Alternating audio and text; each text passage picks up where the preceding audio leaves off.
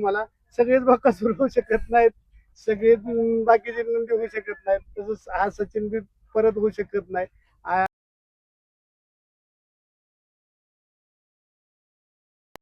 शाहिद भाई काय सांगाल, आज पुन्हा तोच जोड आज फायनलला पात्र झालेला आहे, गुलाल घेतलेला आहे फायनलचा.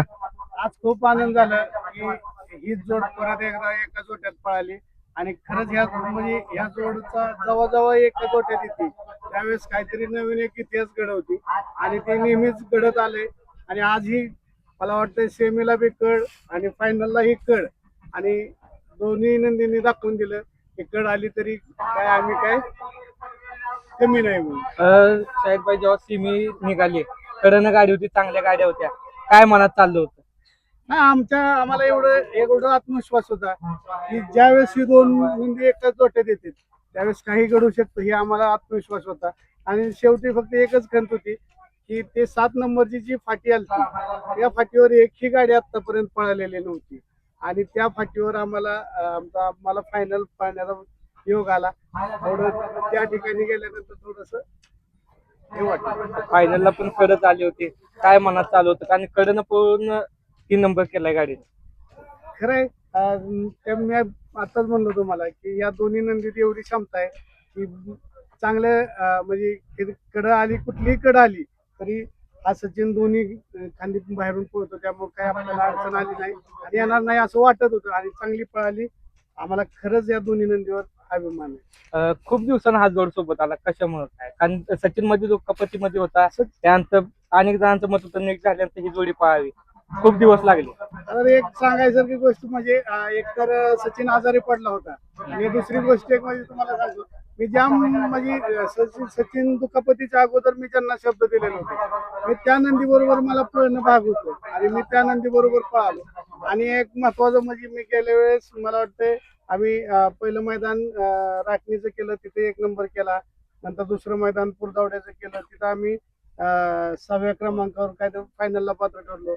आणि एक अशी घटना घडली की ज्या दिवशी आम्ही महर्षी अकलूजला मैदानाला पळालो सरकार केसे सरकार केस महर्षी महर्षी तर त्यावेळेस थोडस आपला सेमीत 19-20 झाला होता.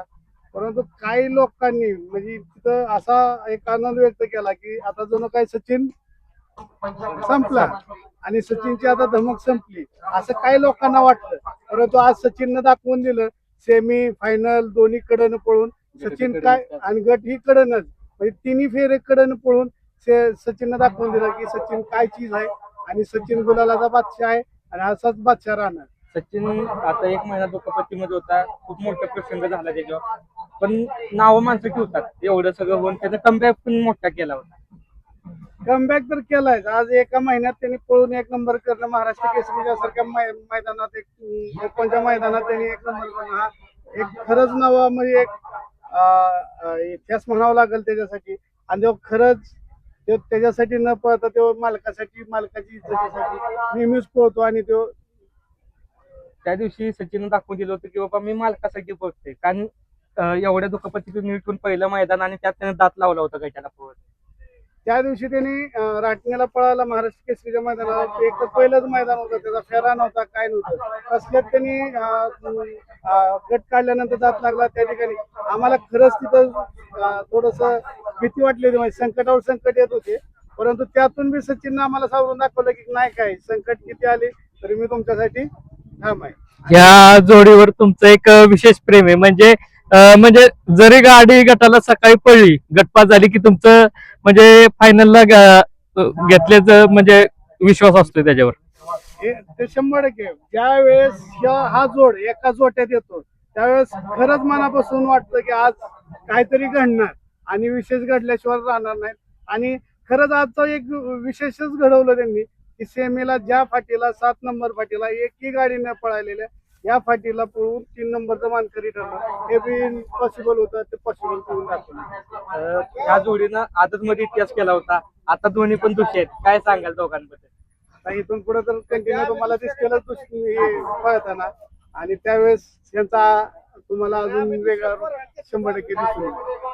आजचं नियोजन कसं काय झालं, पण अचानकच ही गाडी पळवायचं नियोजन चाहत्यांसाठी आपलं तुम्हाला हे आजचं मैदान हे खरं त्यांच्या चाहत्यांसाठीच होतं.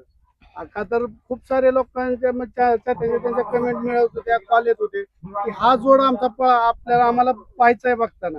आणि तो जोड आज योगायोगाने आज पळाला आणि या ठिकाणी 3 नंबरचे मानकरी ठरले. दादा आगामी कासेगावचं हिंद केसरी मैदान येते तर त्यांच्या राजू दादा आहेत त्यांच्या म्हणजे भागातलंच मैदान आहे तर आगामी सचिनचं नियोजन कसं असणार आहे? प्राप्तच असणार आहे नियोजन आणि त्या ठिकाणी खरंच एक मोठी लढत तुम्हाला बघायला भेटेल आणि चांगल्या पद्धतीने तिथं जोड पाहताना दिसतो. म्हणजे हाच साज परत एकदा ट्रिपल हिंद केसरी म्हणावे लागेल का? त्या योग आला 100% आम्ही त्यावेळेस बोलू. शाहिद भाई सचिन एवढं नाव केले, काय वाटते सचिनकडे बघून? सचिनगड खरंच त्याचा म्हणजे एक खूप सारा ऋण आहे त्याचा. इतकं नाव इतकं मान सन्मान हा केवळ सचिनच मिळवून दिलाय आणि सचिन भूतो ना भविष्य हा दुसरा सचिन आमच्या आयुष्यात न होणारा सचिन आम्हाला लाभलाय. त्यामुळं त्याचं काय बोलायला एवढं कमी आहे. दावणीला तुमच्या अनेक नंदी आहेत पण सचिन मध्ये काय वेगळं पण दिसतं? हेच आता तुम्हाला दिसतंयच की आज नंदी 6 आहेत पण 6 नंदीतला एकच नंदी आज चांगल्या ह्याच्यात आहे. त्यामुळं काय प्रत्येकाची म्हणजे एक अंगाचं गुणधर्म म्हणा किंवा त्याची एक साठी म्हणा काय आपण असं म्हणतो ते त्याच्या त्याला जेवण परमेश्वराने दिलेले आहे आणि तो त्याला सक्षम आहे. आणि अनेक नंदी आहेत, तुम्ही बोलला 6 नंदी आहेत पण सचिन एवढं नाव का होईना झाले? कारण सचिन त्यांच्या दावणीला असून देवा चांगला पोहतो, चिक्के चांगला पोहतो, पण काय होते नाही? खरं आहे की आता मी तेच सांगतो तुम्हाला सगळेच बकासूर होऊ शकत नाहीत, सगळेच बाकीचे नंदी होऊ शकत नाहीत. तसंच हा सचिन बी परत होऊ शकत नाही. बाकीच्या नंदीत आणि ह्या नंदीत खूप सारं डिफरंट आहे. त्यामुळं काही हे परत होऊ शकत नाही. ही शुभेच्छा तुम्हाला. असंच पुन्हा बोलायला दिसो.